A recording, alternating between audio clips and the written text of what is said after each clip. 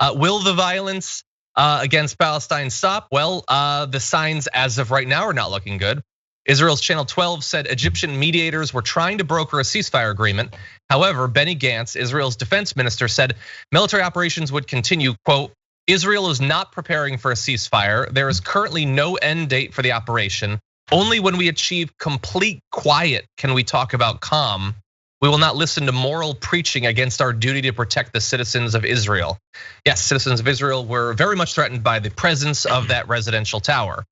And achieving complete quiet, maybe that doesn't send a shiver rising up your spine, but for me, it very much does.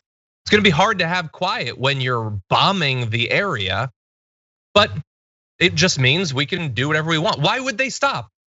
It's because this is not an actual clash, it's not an actual war. They use the terminology of war. War is between two militaries. That's not what's happening here. They can do this as much as they want.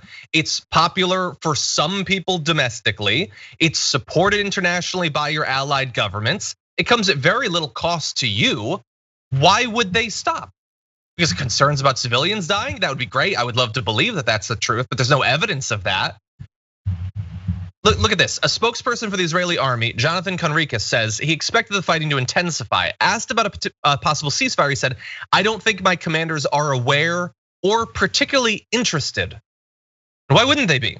They've got the planes, they've got the missiles and the bombs. There's literally no danger to their planes. There's literally no weapons there that could threaten the military equipment that is targeting them. So just use it. Just bomb, just send the missiles. Why would they stop, JR?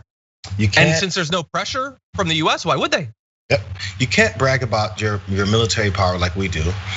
Brag about what you can, how much you can decimate your opponent like we do, which Israel does as well because they're supported by us. So you can't brag about all that stuff and then talk about how much under threat and everything that you are. Sure, yeah, some of these bombs have killed and injured Israelis. No, I'm not denying that. But when you point out how much stronger you are than another group because of your weaponry that's backed by the largest, most powerful military in the world, it's hard to come out as the victim side of it. America can't go into a war. We can't go over to Iraq and Afghanistan and fight all these wars and then go, oh my God, they're firing at us. That's what it is. And if you're looking for silence before you stop firing, that means you expect to then kill their innocent civilians and then expect them just to sit there and accept it. You just said you don't accept the fact that they're firing bombs and killing some of your innocent civilians. If you don't like that and you're responding with this, the only reason you expect them not to respond the same way is because you don't feel that you're on even footing. You don't feel they're the same humans that you are. You feel that when you kill their children, they won't cry, they won't get upset, that they won't think their life is over and they don't care anymore.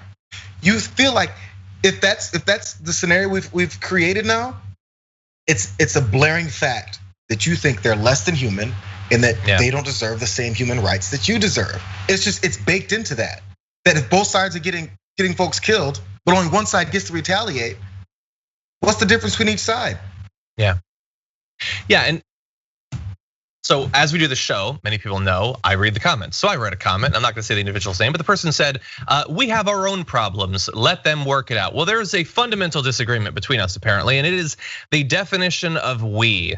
Because I believe that this is very much about we, and we are dying in Palestine right now. We are being wiped out. Humans are we. And no, we're not gonna let them just work it out, especially when we as Americans have been contributing to this. Our tax dollars go towards buying weapons and military technology for Israel. And that's been happening for literally decades. It continues now. It was continuing under Trump, it's continuing under Biden. We're buying the weapons that are being used there. And we, Americans, are stopping anything from being done diplomatically. So let's turn now to that. The United States is delaying United Nations Security Council efforts to issue a public statement on escalating tensions between Israel and the Palestinians because it could be harmful to behind the scenes efforts to end the violence, according to diplomats and a source familiar with the US strategy. Yes, that's definitely why. You have the Security Council specifically to stop military conflicts, but no, you guys back out. We got this behind the scenes.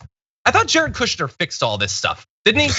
Anyway, Before a further upsurge of violence, the 15-member Security Council began discussions on a draft statement that would express concern about the clashes and I hate that word, and the potential evictions, call on Israel to cease Jewish settlement activities, demolitions and evictions, and urge general restraint.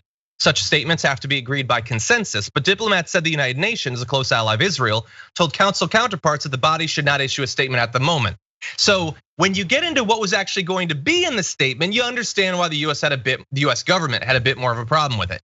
It's not that it's undermining behind the scenes discussions, it's that it's pointing out the things that are leading to violence and the various forms of oppression that are being waged on the Palestinian people. And the US has always stopped those sorts of statements in the UN and in the Security Council. This is not new. This is not about diplomacy. This is about protecting the Israeli government's particular actions from international condemnation. So what is the reason behind this absolute and undying, even disingenuous support for everything that these Israeli forces have been doing, John?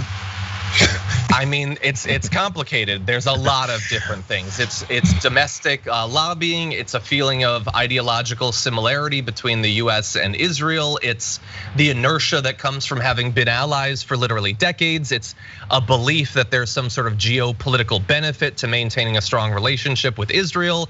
It's about checking Iranian power. It's about a lot of different things. Very little of it though is about the morality of what that alliance allows to continue. Yeah, it's and honestly, and it's a part of a political wing of our own country that thinks, oh, if this level of support is what we do, it makes us holier. It makes us closer to God. I don't know, man. That seems like it's a little bit unreal and maybe an old school approach, but I still think it's baked into a lot of people's mindset without really even knowing it. Like, yeah, these sure, are chosen definitely. people, right? I don't feel like it's not said as much as it used to be said, because it was done and said so much that it's just become a part of the narrative that you don't even have to say anymore. It's just, if you don't back this side of it, you are against, I guess, your belief system.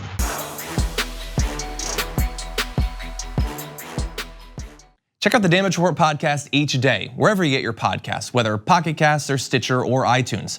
You can join me as I give you the news and stories you want, with a range of co-hosts and interview guests jumping in on the fun each day. Again, that's the Damage Report, wherever you get your podcasts. And if you get them at iTunes, don't forget to rate and review. Sometimes I'll read them live on the show.